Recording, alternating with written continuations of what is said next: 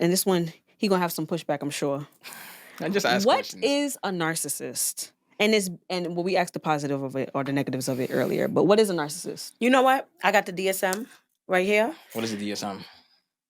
The DSM is where you actually diagnose people. You see, you need this criteria. This is not opinion-based. This is fact-based, evidence-based, science. So this is the DSM. This is why people should not be walking around just diagnosing people. You follow the DSM. There's a certain criteria that the individual must meet over a certain amount of time, depending on what the diagnosis is. And we know if they qualify for the diagnosis.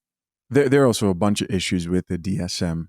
Bunch of issues of like overlapping symptoms, and they'll ask like, by the way, this conversation is about narcissism and how, at least what I want to talk about, and how a bunch of chicks within the dating market would just diagnose their boyfriends this, or men who they're dating, or wives when they divorce their husbands would just diagnose their husbands as narcissists. Seems to be the word of the last year. Hopefully it's going to die this coming year.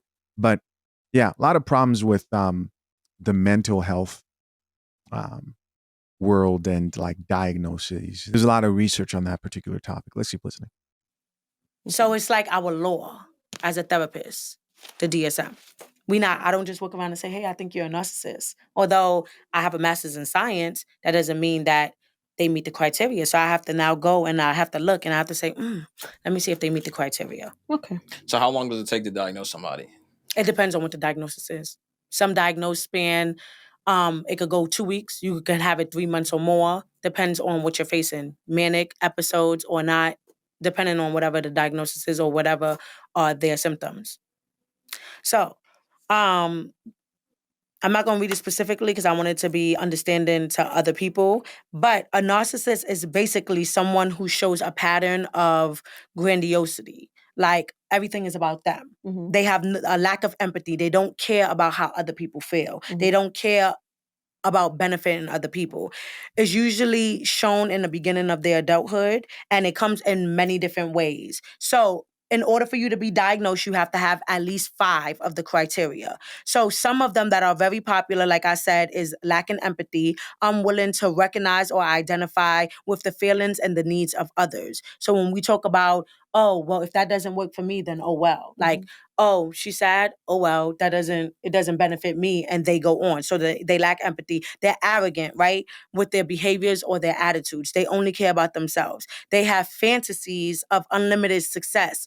Powerful. You will hear narcissists talk about themselves, how powerful they are, how much money they have. Even if it's not real, they fantasize about it. Mm-hmm. They also do things that specifically benefit them. So they utilize people to benefit themselves. How could they move to the next place? How could they get higher in what they're doing? So most of the times, more times than not, evidence show that a lot of narcissists are the CEOs of programs, right? People who are perfectionists. They have to have things done a specific kind of way, or this pressure is given in to them and they look like they perform well. Well, that's because they don't care about certain people. They don't care who got to get cut. They don't care about the underdog under them. Sense. Whatever is going to make them climb to the top, more or less, that's where we get narcissists from. Okay. A title. Sounds like you want narcissists to run companies, right? You want them to run companies. Let's keep listening. Of a sense of entitlement. They're supposed to be here.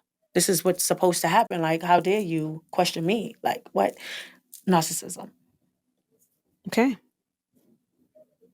I'm glad somebody was able to give the actual in-depth definition of narcissism. And I do be diagnosing people, and I'm going to stand on it still to this day.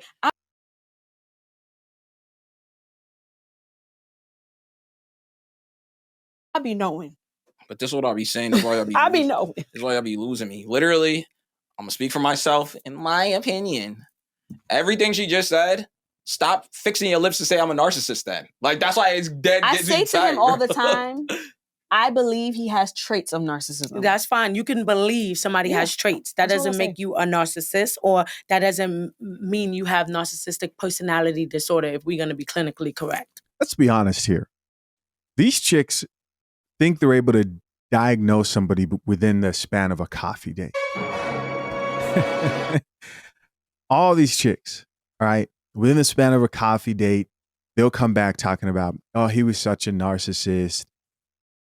And then they will call their husbands and men who they've dealt with narcissists. I think that's a crazy thing. They'll do it so easily. And I bet you most of them, if you ask them the definition or the symptoms or the characteristics of someone who is a narcissist, they probably will not be able to name most of those things.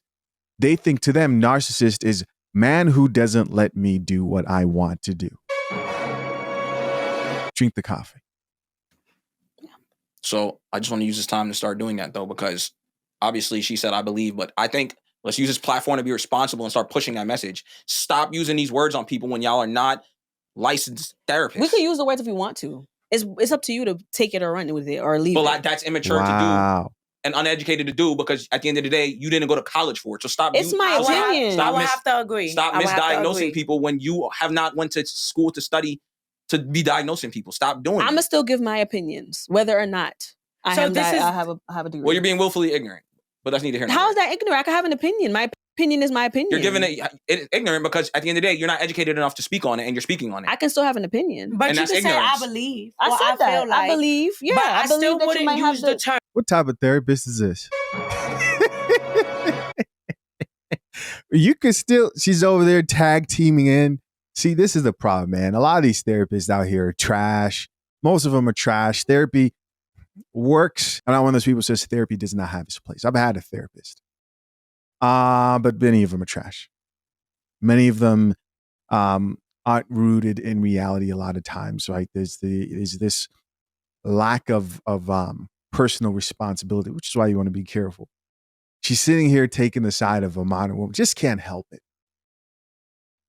Just can't help it.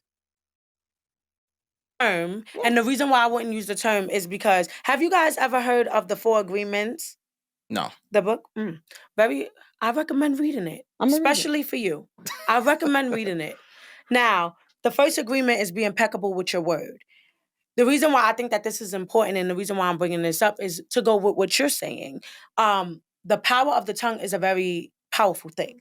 Facts. Now, they give an example in the book of a mom. She worked hard. She had a long day. And her daughter, who sings, has a very beautiful voice. Her daughter's walking around the house and she's singing and she's singing. And because mom was so stressed out, she yelled, like, could you shut up? Please stop singing. Mm-hmm. With her doing that, she casted a spell on her daughter, and her daughter then internalized that, dang, my voice sounds bad. The girl never sang again. Mm-hmm. For years, she felt like she had a bad voice. Eventually, her mom asked her, like, why you stopped singing? And she told her.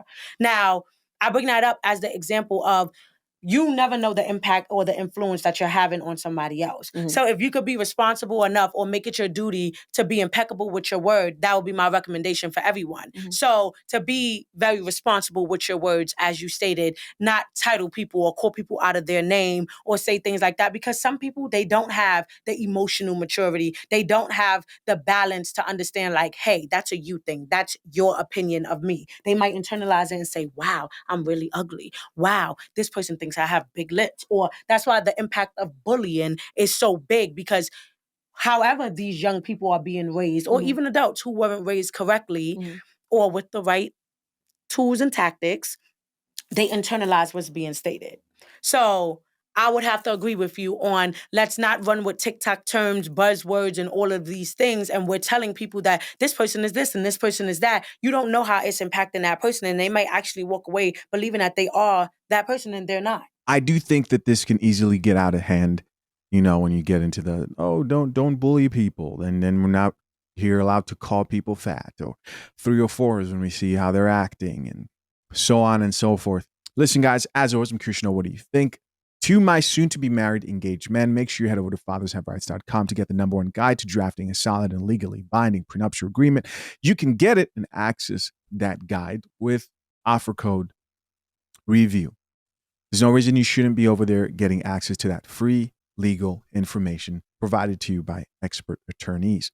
Consider joining Brew Brothers, to my men who are fathers and value marriage in our modern day. Appreciate you guys. Till next time. I'm out. Peace.